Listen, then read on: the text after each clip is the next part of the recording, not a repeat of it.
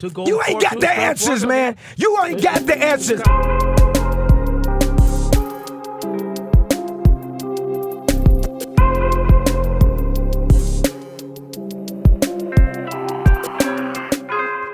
All right, welcome back to FPRK Radio Podcast.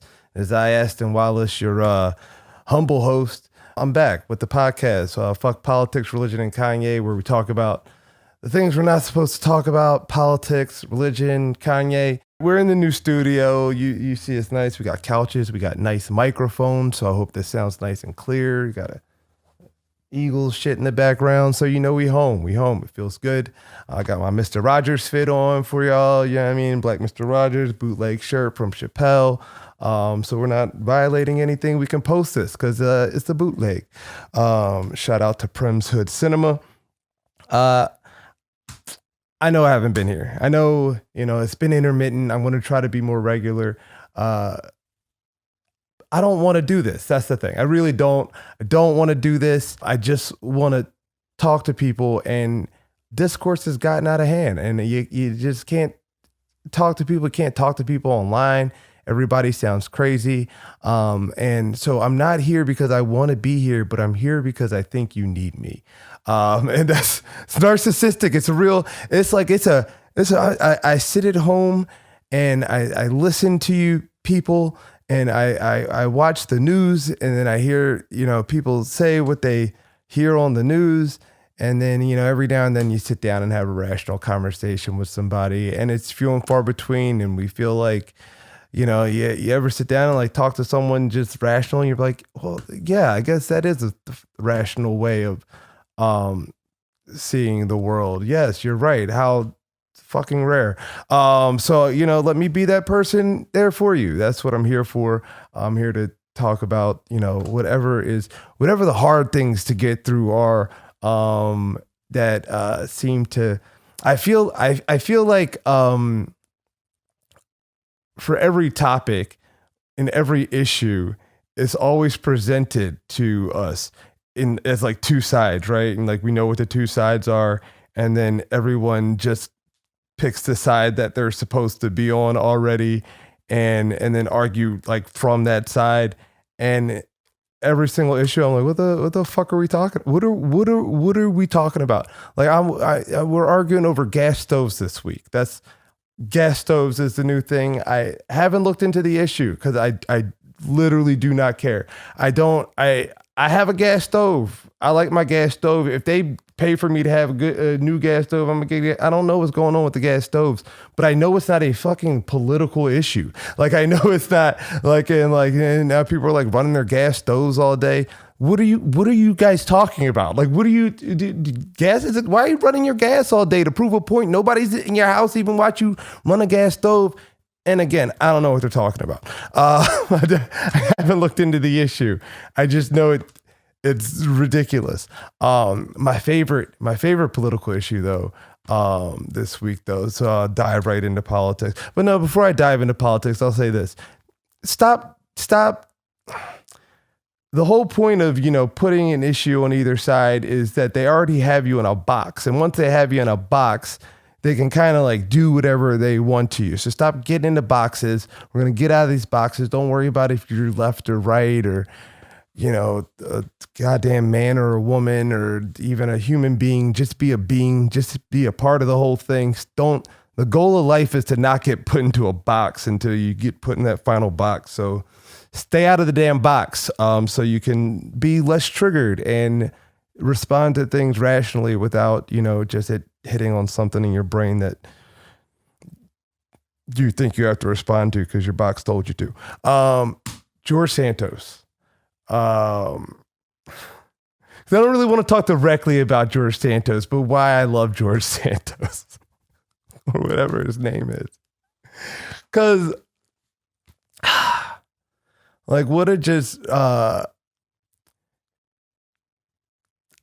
what a clown show. He's hilarious. He's a joke. He's a joke. He's an absolute joke. If you don't know who George Santos is, he doesn't either. He's a new congressman. He's from Brazil.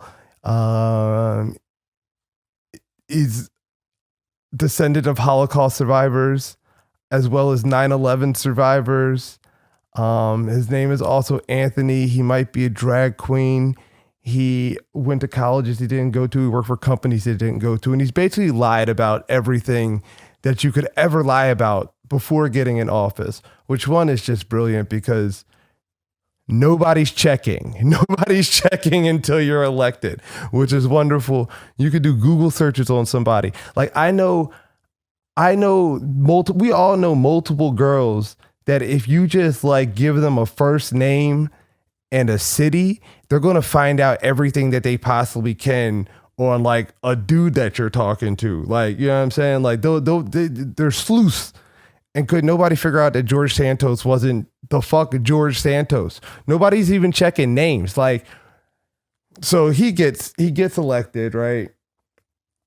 And then he's just sticking to it. He's like, what? Like, that's just me. That is who I am. And I'm staying here. And that's cool.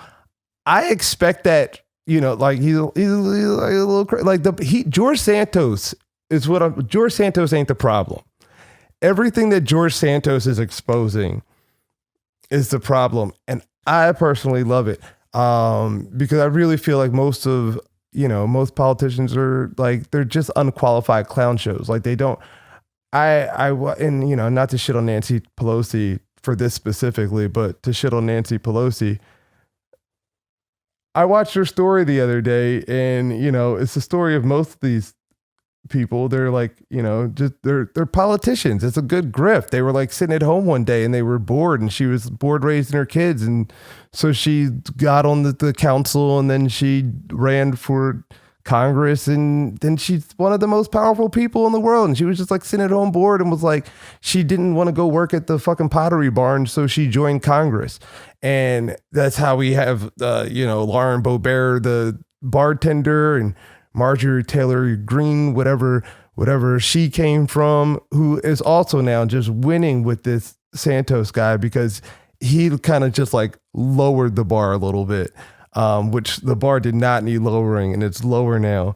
And so now she's on like major committees. She's on like the Homeland Security Committee, which is absolutely terrifying, but she's up there now because they we don't know your name. We still don't know his name. Like they still don't, we're arguing now what his name is, and he is making our laws.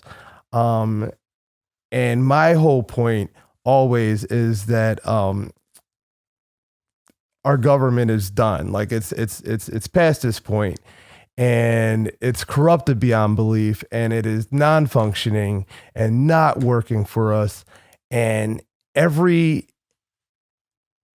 time it gets more clear, I get happier because I feel like it's becoming clearer to the rest of you that it's time to move on.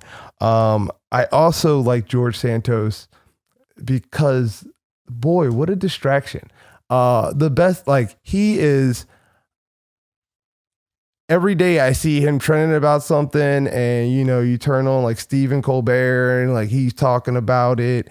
And it's spicy. The guy's like, we found pictures of him as a drag queen yesterday. Like that's and then he goes, they're lying. The media will make up anything. But like, my nigga, it's you. Like I'm looking at your face. Like it's whatever. It's a great story. It's got everything, right? It's got 9/11. It's got the Holocaust. It's got trans issues. It's got it's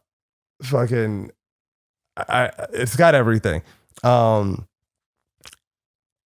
then meanwhile, while this is happening, the U.S. is like, hey, we might help Ukraine take back Crimea.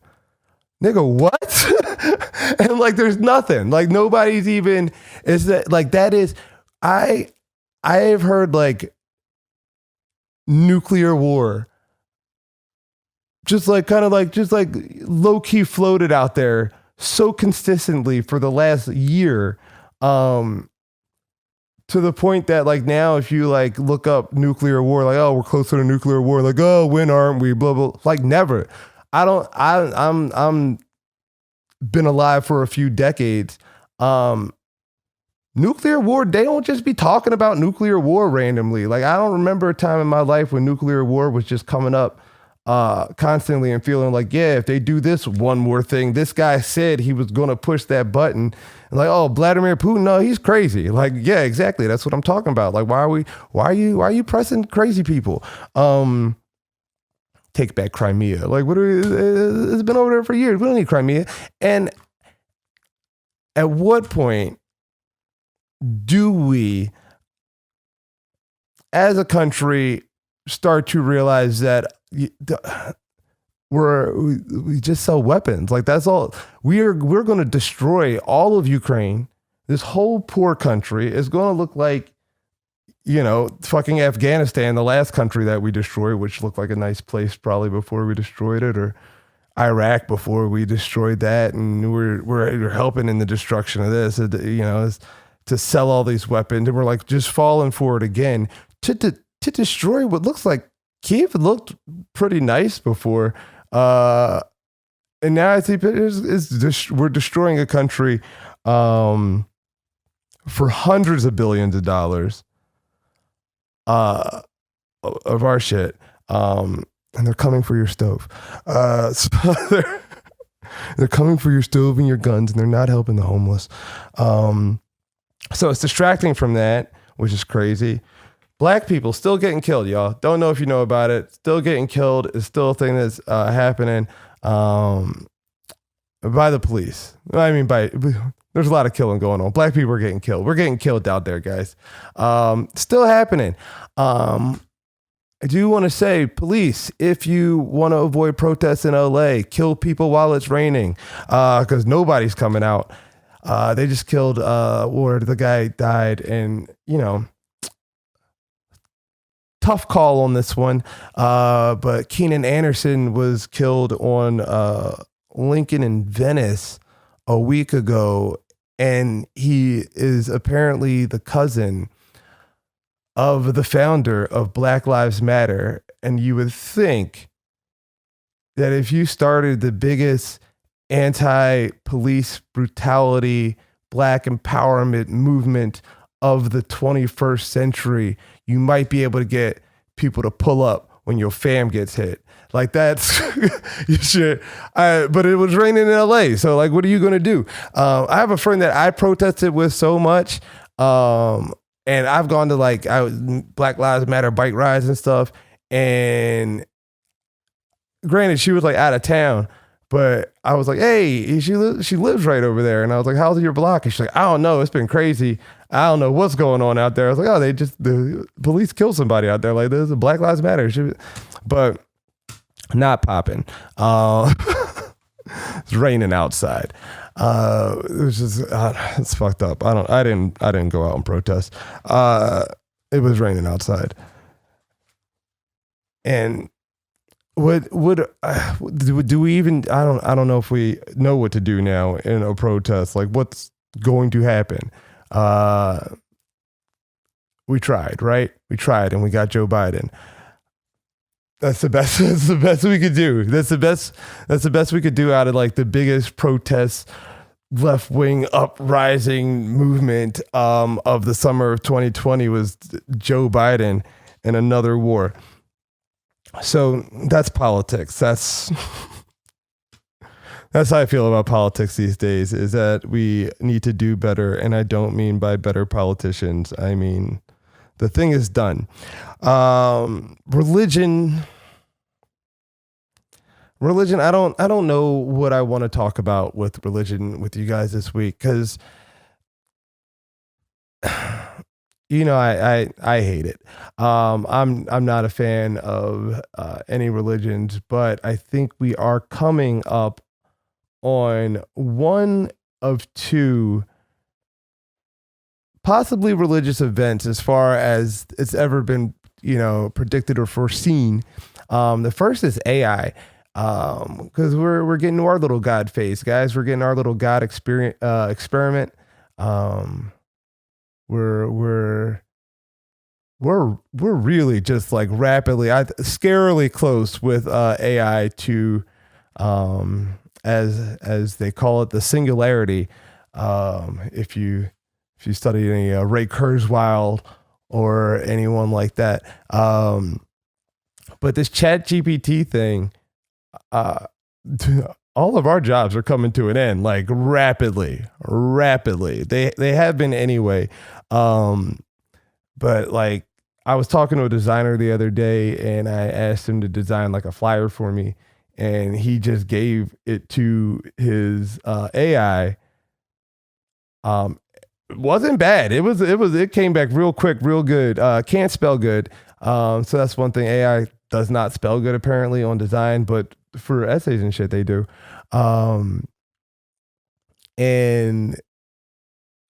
ChatGPT is apparently looking for an attorney that will let them try one of their cases for them. I read about an AI. It was the last Malcolm Gladwell book, and they had a program that was determining what bail should be. And so instead of, going and talking to a judge, asking the judge, hey, this kid, he's over here, he hasn't done anything bad, or he's never been caught before, or, this guy killed somebody. Instead of relying on people, they sent just all the facts of the case through the AI, and the AI set the bail. And it was surprisingly more accurate at, people who reoffended. It's just better. We've evolved ourselves. We're creating our own obsolescence currently, which is, I think, good. I think it's great.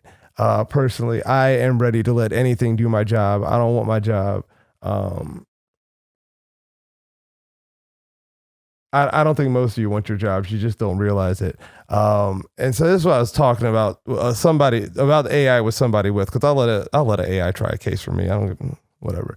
I'm sure it's better. I'm positive a computer is better than me at everything. We're going to have to face a point where we have to recognize that, and it's good. It's going to be a good thing. We don't need the jobs that we currently have or that we think we need to have. Most jobs, not even by AI. There's a shit ton of jobs right now that could easily just be like wiped out with technology, and I'm all for it. They're supposed to. That's the point of technology. Like, literally, a black man invented the cotton gin because he was like, "Hey, we want to get out of this field. We use this shit, right?" Like, that's the point. It's to free us up from labor. That's what makes us brilliant as humans, is that we are able to create things to relieve us of the things that we do not want to do. But the thing that sucks about humans is that we're like greedy shits, and the person who makes the thing that takes that away, it's like, all right, now I get the resources of, not even the resources, the money that went into that, instead of just being like, you guys just keep taking money, just stop working and just come over here and chill and find something better to do. Instead they leave them poor, and that's why we're all crazy and killing each other and all this other stuff. I'd rather pay people to just like stay home. If I could stay, like, give you a place inside, give you some money because, sorry, we've relieved you of your job. Great. Let's go do some art, do something you're passionate about, spend time with your children, go travel. There's, we're going to come to a point in very near future where, I don't know what you do, but think about what you do and think about how easily a machine could do it. If you're an engineer even, right? There's going to be something that is like, this is what the perfect sound is, and you program it in and you run it through and it'll fix that. On my way here, I was listening to Bill Burr because I wanted to hear what a good podcast sounded like. And I was listening to Bill Burr, and someone was reading to him that they had the AI write a joke that would sound like a Bill Burr joke. And it wasn't a terrible joke. It was like, yeah, like this. And it'll make you a grocery list. It'll fix all your photos for you. It'll do whatever you tell it to do. It's like a little thing that's smarter than you because it relies on like all of the information in the world, which you do not.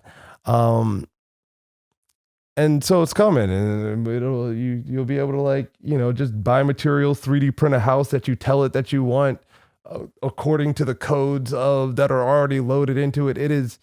It's coming very fast. The life is about to come at us fast, and I think it is going to cause us to have to rethink the entire way, not that just we live our lives, but the way that we expect our lives to be or what we think our lives to be, because it's based off of a world that we no longer live in. That's a world with more people than there is labor, but more than enough resources. There's good news, guys. There's just a shit ton of resources. We just got to start living it differently. So let that be your religious awakening, is finding a way to free yourself from the idea of, what your life is supposed to be, because it's going to change whether you like it or not. Or maybe you'll die. Hopefully, who knows? We'll see. So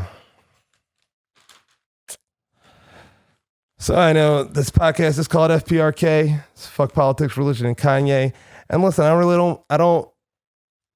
Kanye's been quiet. I want to be quiet. First of all, Kanye is always interesting. So I do want to address that it is very difficult to not recognize how influential one person is when they have consistently been a part of the conversation in some way or the other, for better or for worse, since they've stepped onto the scene. He has been off Twitter and social media for a while because, he's not allowed and whatnot. He's been disallowed. But that doesn't, he disappeared for 2 months and they would just be like, Kanye's disappeared. It's like, well, he's not even allowed anywhere. So, he's stepped off, but it's not as fun, right? It's not as, before, you weren't allowed to talk about him anymore.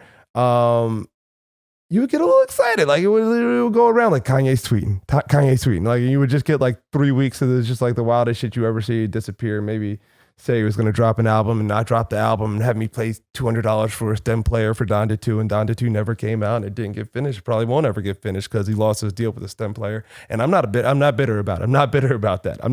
I still like my stem player. I don't care that I paid $200 for an unfinished album. I don't. It was an experience. No regrets. But the influence is there. And what I want to talk about is, because this is the thing that even coming to do this podcast, I can't defend Kanye, and I defend Kanye sometimes, but I don't defend Kanye. What I want to defend right now though is getting rid of people. And why I won't get rid of people, and especially when I mean getting rid of people in this context, is artists and creators. It's very difficult for me to dismiss artists and creators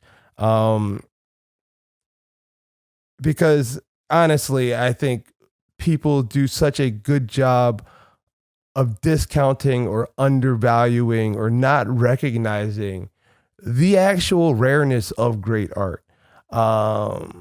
It doesn't come easy. It does not come naturally. It is very rare. You see a few people creating at high levels and you'd be like, no, there's hundreds. That's very few people. Like, even if it's like a million superb artists coming to us in the world, that is very few people. It is a tiny amount of people. And I just don't take it that like lightly.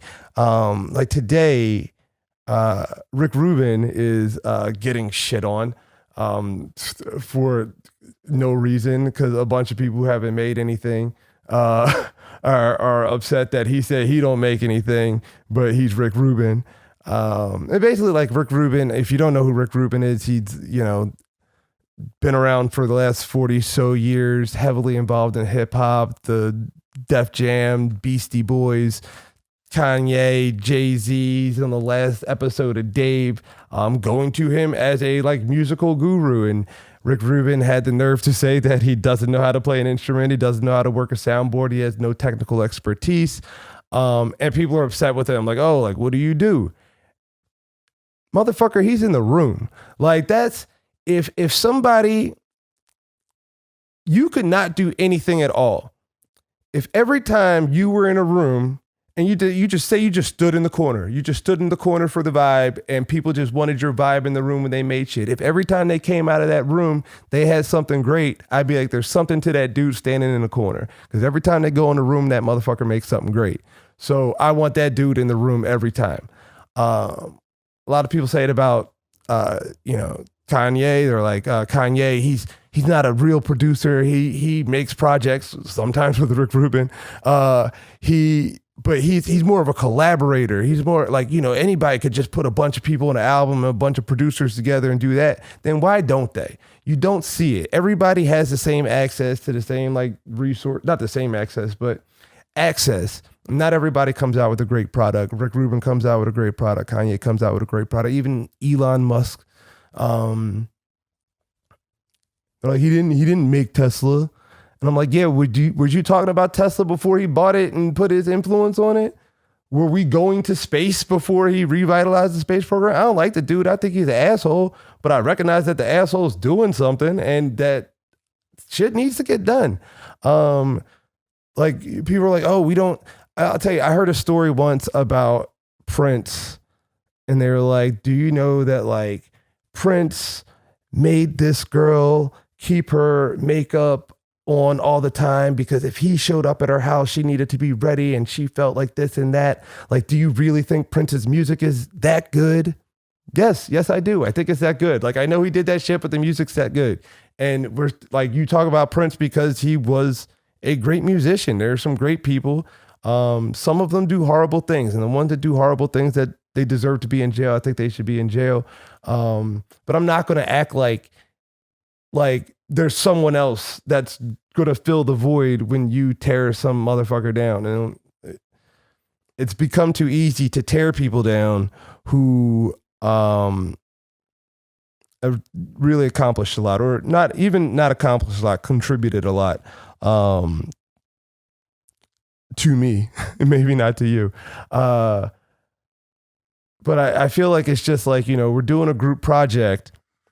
When you're doing a group project, there's a couple people doing the work, a few people not giving a shit. Some people trying, you know what I mean? They got ideas and they're really helping, but there's the front people carrying a load, and there's just one person who just the whole time is just telling everybody what they're doing wrong in the group and telling the teacher and they did, and they're not doing shit, but they're just telling you everything that's wrong in the group. And really fucking up the group from getting shit done. So do shit and stop fucking snitching. Speaking of snitching, Free Young Thug. This is, the music part of the podcast to the Kanye part. And I've been talking about Young Thug a lot when I do talk about Kanye. Because I say Free Young Thug a lot. Do I think Young Thug's responsible for probably several murders? Probably. Right? No one's saying Thug didn't do nothing. Everyone's just Free Young Thug. Which I agree. Free Young Thug. Even today, I don't know if you guys saw this in the news. I shouldn't say today or when it was. The other day or some shit, just in case this comes out in a month or something. But he got passed a Percocet in court. What do you? So we just came up and handed him a loose Percocet in court. And if you ever want to look like a kingpin, have people bring you drugs in court. Be serious, and it's still Free Young Thug. So yeah, I'm making content like the rest of them. I don't know. I feel like I'm gonna have a guest next time. By the way, I'll have a guest. I was supposed to have a guest, Charles Hoffa Kelly. But if you know Charles Hoffa Kelly, you know he got high. So he's not here. But I'm gonna have a guest next time. But I'm gonna try to find a structure for you guys, a little balance. So if you wanna like, comment, tell me things you'd like to see. If you'd like to see me do like maybe 5 minutes of news in the beginning, or if you would just like to hear me ramble about what's going on for the week, I could do that. I don't need a guest. I'm entertaining, but I do like to have someone on to tell me their beliefs so I can tell them they're wrong. It's a lot easier to argue that way, which is why people do it. It's easier to tear someone else's shit down than to talk about your stuff. But I do want to do this more. So, if you do enjoy it, like it, share it, tell your friends. I think I should go right wing. I just saw that some guy turned down $50 million to do a podcast. And I was like, that guy's dumb. Like, not dumb for turning down the money. I didn't look into, I don't care. That's crazy. I've watched him before and he's a dumb person. And I was like, that's crazy. Dumb people is getting a bag. Like, he's not even like Gilly and, them, they deserve the bag for $1 million worth of game. Like, Wallow's a success story. But I'm not going to jail. So I'd rather just be right wing. I could be a black right wing pundit. It's really profitable. I watch these dudes all day. They get so many followers. And all you got to do is just shit on black people all the time. So all I got to do is like the opposite of what I've been doing. And I think I'd be good. So that's going to be it for this week's episode. Oh, that was relatively short. I kept it real tight, 30 minutes. And listen, we'll be back. I'll be back with a guest, a reliable one. I'm going to have a lot of different guests this season. I'm going to do a season. Well, I should do a season. I should just do like a block of 12 episodes. I'm just thinking out loud to you. So this season is going to be great. I'm going to have comics, artists, tech people, all sorts of people. We're going to talk through it. We're going to work through it. We're going to figure out this world. And I think that's my goal. I'm finding that out now. My goal is to save not this world, but the next one. So I've been Aston Wallace. This is FPRK Radio Podcast. See you next week.